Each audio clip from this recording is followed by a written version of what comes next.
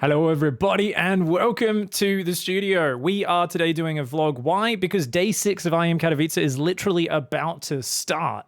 And it is a crazy tournament. It's the World Championship. It was always the Intel Extreme Masters World Championship, but it is the biggest event in StarCraft right now. And I wanted to give you guys a bit of behind the scenes. Why? Because I live in Sydney, Australia. We're doing a tournament on kind of an EU time zone. And it is almost lunchtime for me, but it's 1 a.m. So I have completely flipped my sleep schedule for this week. I'm not on tonight, but I've just said, look, I'm on, I think 5 or 6 days out of the 9 days that the tournament runs for. So we're already halfway through, and I wanted to do a little bit of a behind the scenes and let you guys know what the hell goes on to get a weird, ridiculous virtual setup. Because obviously with COVID, we can't all be in Katowice. If you haven't been watching any of the tournament, you might just be like, oh, well, I don't really follow the pro scene. I watch stuff later on YouTube. Well, you've been missing out on some of the highest level production. So take a little look-see at, here's a clip. My man. E0 clam. Don't go. All right, well, this was useless. Thank you very much, guys, I guess. I hurt my foot earlier, so I think I need some assistance for breaching this gap, so I'll just plonk that down right there. Ah, perfect. Nice. Thank you very much. There we go. We're good. And I was just joking. My foot's fine. I do a little whoop. Okay, let's talk to Rotterdam and Fear Dragon. How are you guys? Feel less bad out. That's the sort of high-level production that you guys have been missing. If you haven't been watching the tournament, oh my god, you're missing out. Day 1, we had so many issues with like the green screen and the production. Rotterdam literally he lost a dimension. They said, Roddy, you know what? We're just going to flatten you. We're going to turn you into a 2D cardboard cutout. He looked ridiculous. If someone can find me a clip for that in Twitch chat, I just realized, just popped into my head, please link it up. Day 1 was hilarious. My camera on my first day, I looked terrible. Yesterday, my bitrate kept dropping, so I was phasing in and out of existence because the chroma key settings obviously were wrong when the quality would drop a little bit because I'm in Australia. We've had all sorts of silliness, but it's great. The fact is we've got a virtual studio set up. So the way this is working, check this out, right? So Kalaris, James over here, he is actually in the studio. We normally do this from Poland. We have an entire production team over there, and they are all set up the same way for the tournament they normally would be. He lives in Krakow, an hour away from Katowice, or Krakow is, I think, a slightly more correct Polish pronunciation. I probably still butchered it. So he's over there. He's hosting in the studio. They've just covered everything except like the desk and stuff with green screen. And you'll notice they've added like little animated effects and things behind them. But chat's like, nah, Krakow is right the first time? I don't know, man. Anyways, so basically, yeah, he's over there with the production crew and the rest of us are just having to do it remote.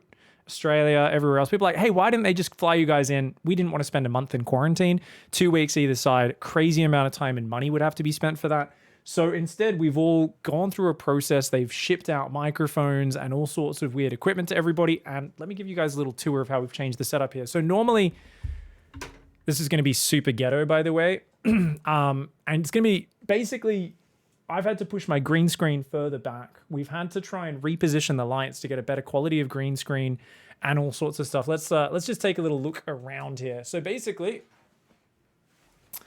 first big change to the setup, as you guys can see my nice messy desk, is they've sent me out a sound card here because they wanted me to use that from the ESL Australian offices. And because they want us standing in the shots, they sent me one of these headsets. I don't know if it's like a Sennheiser or something. It says HMD 26 made in Germany. I don't know. Basically, it's a solid headset. But unfortunately, I don't actually have the audio feedback coming through here. We had so many issues setting this up. Oh my God. And they had to like team viewer into our computer and fiddle with the settings. It was ridiculous. So at the end of the day, you're going to see in any shot of me, I've always got my headset off one ear so that I can actually hear my own voice. Because otherwise, whenever anyone else is speaking or Rotterdam is laughing in the background, it's drowning out my own ability to hear myself. So I've got to have this off one ear, which is why I know how to wear a headset, guys. It's, you know, we're doing the best we can. So I'm not actually using my Elgato at all. I'm just dragging this and my mic stand completely out to a corner of the room and using that instead. I have got the audio from that PC. I've actually gone and bought an extender cable. Where the hell is it? basically I've got a super long 3.5 millimeter extension cable I've gone and bought down from the store so that I can have that plugged into my ears.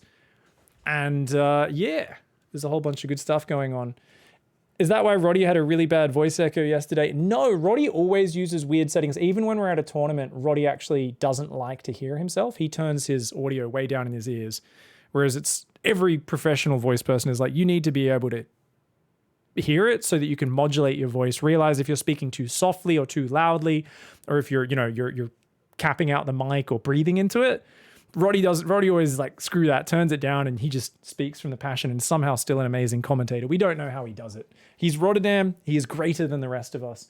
So anyway, I also had to move these lights around. So check this out. We had to put our camera up higher. Normally my camera sits here on top of my monitor. But if I'm standing in front of my desk, then that's going to be way too low. So Dot's set up a tripod in here, and we've got that one set up here. So I basically just balance my webcam on top of my tripod. Check this out. And that roughly is what it looks like when I am basically doing the show. I do push the green screen back a little bit from where it is right now, but you're going to notice as well, because the lighting wasn't super consistent, we had to get a third light. Now, I didn't have space in my room, so this light is in my cupboard. So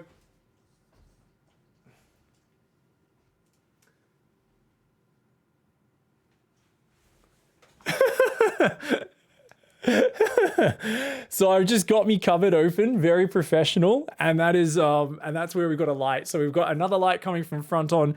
The first day, the shadow on the insides of my arms was like just getting chroma keyed out by the green screen. So it looked like my arms were like half of the width of what they actually are.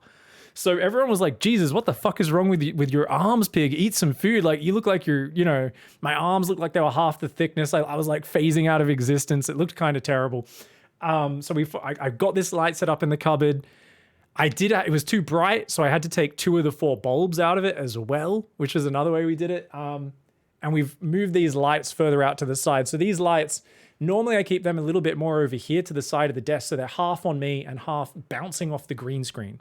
You want them to hit the green screen behind you so that it gives it even lighting, so that you're not casting a shadow on it, because otherwise that means you've got shadows, it's different shades of green, and it's impossible to find the right chroma key. So inevitably, you're either going to have to turn the chroma key settings way up, which means the person starts to look fuzzy and kind of shitty, or it's too low and then you've got distortion in the shadows behind the person. So we moved these lights a bit further out to the side, and eventually we got to a point where the settings were not too bad. I've of course got my 2 monitors. So monitor number 1 we'll be using Parsec to I can observe on a computer, but it's a laptop in the studio that I'm controlling through Parsec. So I'm using a laptop there to observe games if I'm watching, say, the game on the second stream, when I'm on the analysis desk, and my job is to keep an eye on what the hell's going on in that game and then grab a cool highlight moment. Because we've got so many games going in this tournament, it's like part of the job is okay, let's grab a cool clip of a turning point in that series, give everyone an update on, hey, over on the B stream or on the C stream, Harstem stream, Australia did this really cool move to win this game. Let's show that clip. Then we've also got live feeds of the games, because through VLC, we've got like a network key and we're getting live streams. Unfortunately, I live in Australia. So if I don't stop that feed and restart it regularly, it drifts behind just due to the latency and every time my internet spikes or whatever. So I got to do the fun experience of casting Dark Cyril, play by playing a Zergling Rush, shouting in excitement, and apparently I was about 3 full seconds behind on what I was casting. And I found out after game 1 of that series and quickly fixed it. And everyone was like, yeah, that was really weird having Pig excitedly shout about things that happened 3 or 4 seconds earlier. And I was like, oh, I'm so sorry, guys. We figured that out as well. It's partially shitty internet here. It's partially the distance as well. But yeah, definitely I've got on top of that. So we've got the program feed, which is always about 5 seconds behind as well. So if you guys see us, whatever, we're always on the desk and we're kind of turning and just looking at a wall. So I will often turn, depending on where I'm standing. Kalaris is usually over here on this wall. And then if I'm in the middle of the desk, my other cast is over on this wall over here. So we're doing a lot of just kind of standing there, right? And we're going like...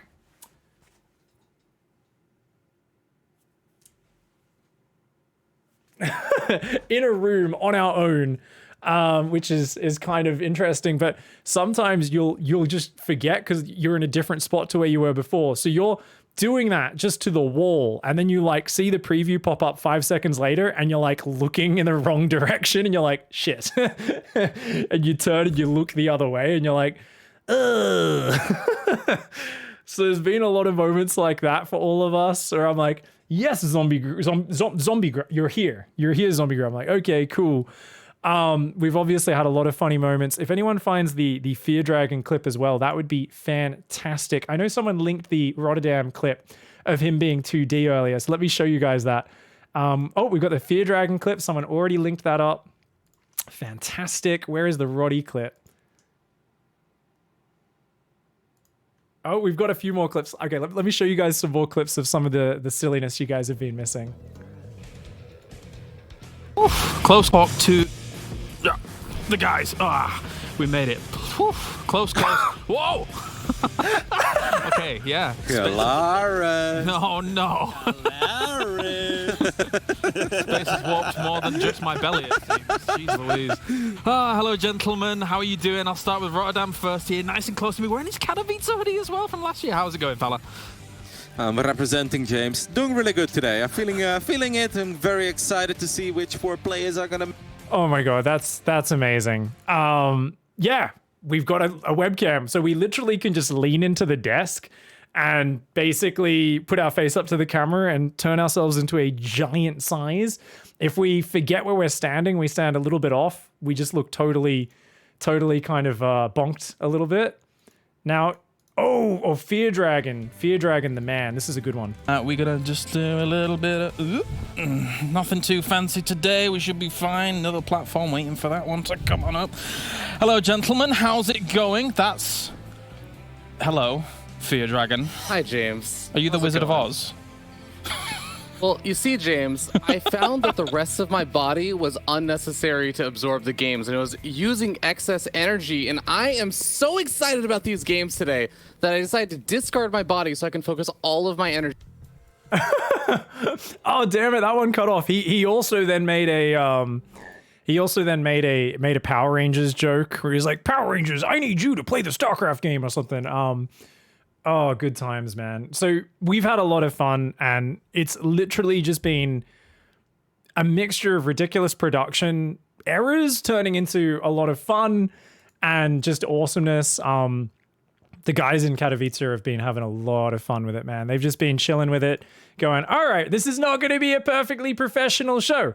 This is the show where we're just going to have fun with it and have a damned good time. So it's been awesome, guys. Definitely, we've had a few cool moments as well. We've also seen an enthusiastic Gabriel. Check that one out. So we've had little clips. They've actually sent, you notice there's a backdrop here. This is just a little GIF off the stream.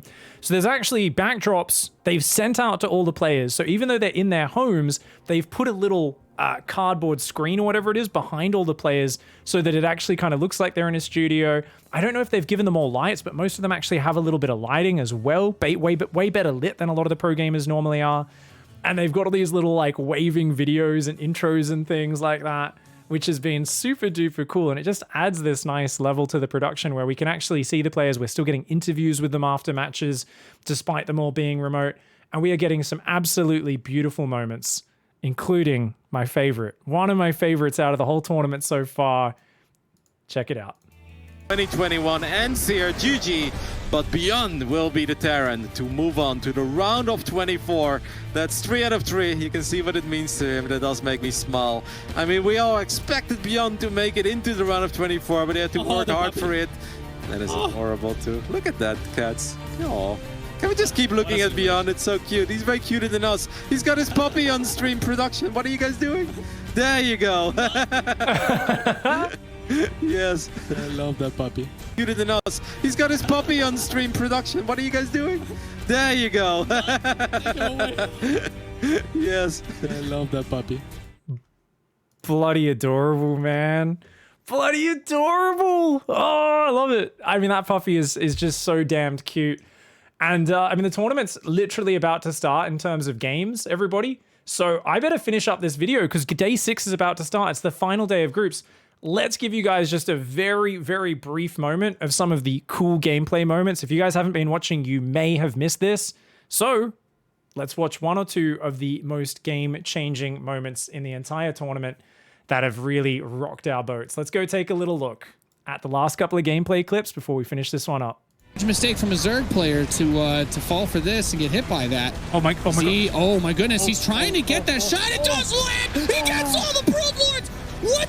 Oh my God. Oh my God. Oh. No. Ah. Cannot What? believe.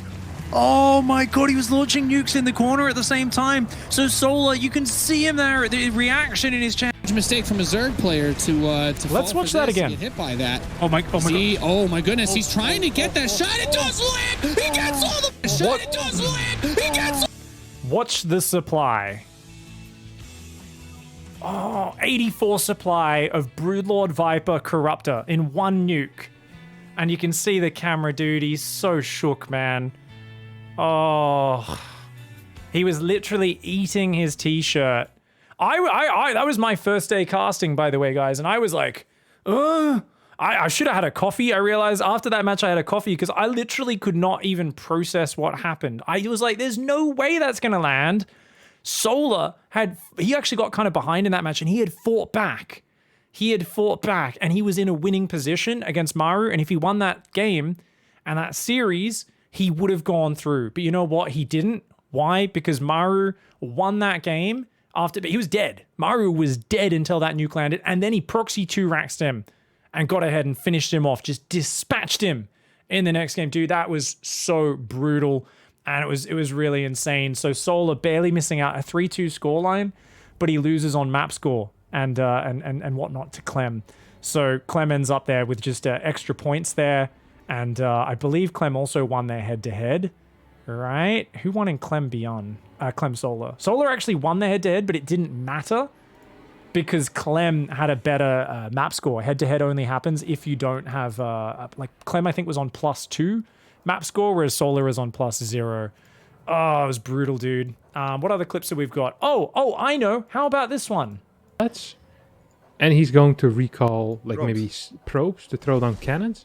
I guess that's the end goal here, right? Australia's throwing down another cannon. Now, Trap is just getting cannons himself, but I think this is looking very, very good right here for Trap. Ooh, actually, if this cannon goes up, I would have loved to see if Australia also got like a cyber core or something like that, so he can throw batteries down. It's not going to be the case.